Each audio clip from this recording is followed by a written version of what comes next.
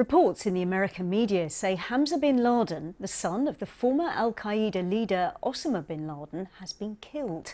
The Pentagon has still to confirm any details of his death. In recent months, the US had offered a $1 million reward for information that led them to Hamza Bin Laden. BBC's Chris Buckler reports from Washington. These pictures were apparently taken at Hamza Bin Laden's wedding ceremony. But although America named him as one of the world's most wanted, in recent years new images haven't emerged of the son of Osama bin Laden, and his whereabouts were regarded as a mystery. Earlier this year, US officials offered a $1 million reward for information that led to his capture. The size of the bounty reflected their fears that he was emerging as a key and dangerous figure within the leadership of al-Qaeda. Hamza has released audio and video messages on the internet calling on his followers to launch attacks against the United States and its Western allies. His father was responsible for the terrorist attacks on September the 11th, 2001, an unparalleled day of death and destruction in the United States. 10 years later, US Special Forces eventually tracked down and killed Osama bin Laden at a compound in Pakistan. There they found letters, apparently written by the al-Qaeda founder, in which he said he was grooming his son to succeed him. America believes Hamza bin Laden is no longer a threat, but the legacy of his father's extremist ideology will continue to cause concern. Chris Buckler, BBC News, Washington. So, whilst media reports seem to confirm the death of a top al-Qaeda operative, why is the American government so reticent? Well, here to discuss that is Fawaz Jejes. He's a professor of Middle East politics and international relations at the London School of Economics. Thanks so much for coming in. Clearly no confirmation from the Pentagon, but is it your understanding that he's been killed? Well, obviously the American officials have told the New York Times, and it seems to me that it's a fact. The reason why the American government has not really revealed, has not really formally or officially confirmed this report, my take on it is probably it involves a very sensitive intelligence operation. My take is that a US ally, either Pakistan or Saudi Arabia, might have carried out the operation, either the Pakistani government on the Pakistani-Afghani borders or the Saudi government in Yemen.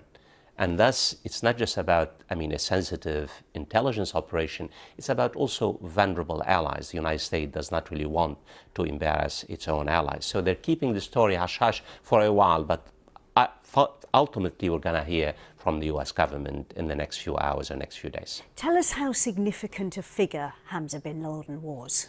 Well, if his death is confirmed, this will represent a significant symbolic blow for al-Qaeda. Why?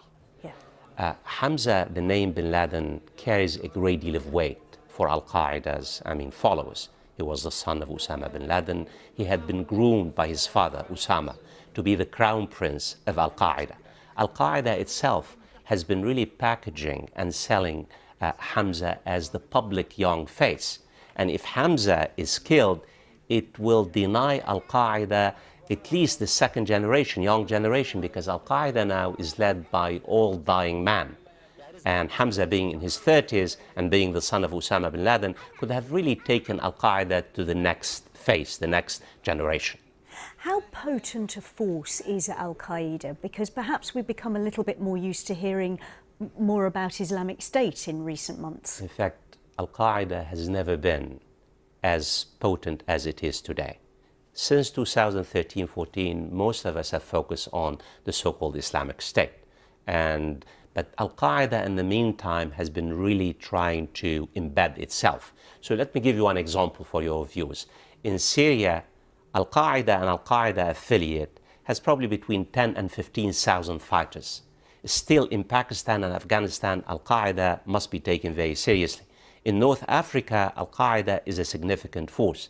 In Yemen as well. So what al-Qaeda has been doing now is to spread near and wide, even though al-Qaeda has failed to deliver, to carry out a spectacular operation along the 9/11 lines.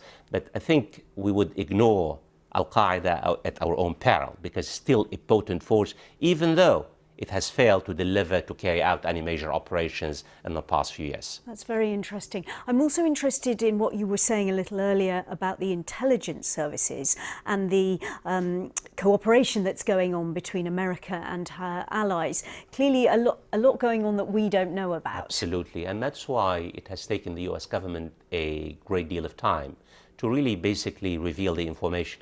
Imagine in February of last year, the State Department put $1 million reward on his head, yet he had been killed by February 2019, according to the information. Yes. Professor Fawaz Georges from the London School of Economics, we must leave it there. Thank you so much for your thoughts and your insights. Thanks.